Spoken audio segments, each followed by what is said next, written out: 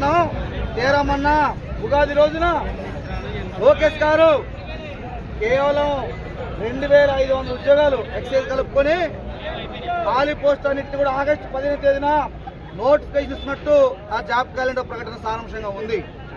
దీని మీద నిరుద్యోగులు దాదాపు 4-5 ఏళ్ల నుంచి నోటిఫికేషన్ లేక తమ జీవిత కళ అయినటువంటి పోలీసు ఉద్యోగాన్ని సాధించలేక అనేక అవస్థలు పడుతూ ఉంటే ఈరోజు ప్రభుత్వం నిమ్మకు నీరెత్తినట్టు వ్యవహరిస్తూ ఉంది. నిన్న పొద్దున్న నుంచి సాయంత్రం దాకా కర్నూలు క్రెడిట్ ముందు గేట్ల ముందే నిరసన కార్యక్రమం చేశారు. చివరిగా కలెక్టర్ గారు వచ్చి రిప్రజెంట్ తీసుకొని వచ్చింది. ఇది ఇంతటితోనే ఆగదు. రేపు 30వ తేదీన విజయవాడ ధర్నా చౌక్ చేరుకుంటాం. రాష్ట్ర ప్రభుత్వం స్పష్టమైన హామీ ఇచ్చేదాకా అవసరమైతే 2 రోజులైనా అక్కడే కూర్చుంటాం. మా హామీ యువతతో నిరుద్యోగులతో పెట్టుకున్న ఏ ప్రభుత్వం కూడా సర్వే కాలేదు. అది రీసెంట్ గా ఢిల్లీ ఘటన మీకు చాలా స్పష్టంగా చెప్తుంది.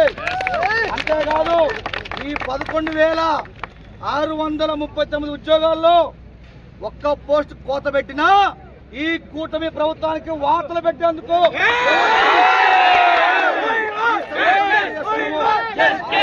రాబోయే కాలంలో పోరాటానిదే కాలం, రాబోయే కాలం అంతా ఉద్యమాలదే. ఇప్పటికైనా లోకేష్ గారు, ముఖ్యమంత్రి గారు, హోంమంత్రి అనితమ్మ ముందుకొచ్చి ఈ ఉద్యోగ సంగతి తేల్చాలని చెప్పడుతున్నాం. 2వది వయోపరిమితి రెగ్యులర్.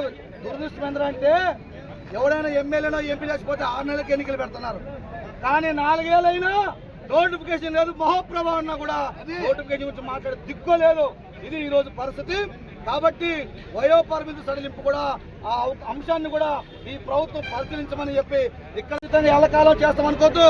మా దగ్గర ఇంకో రూపం కూడా ఉంది.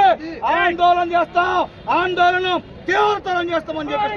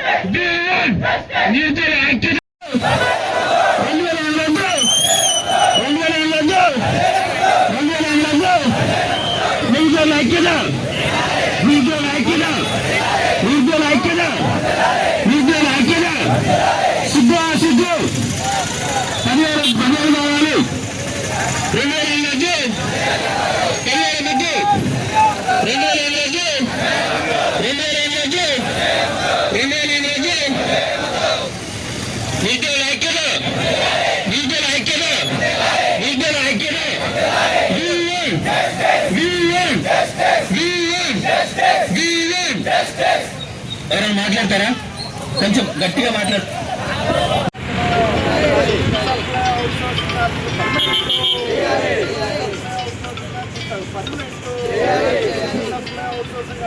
పర్మనెంట్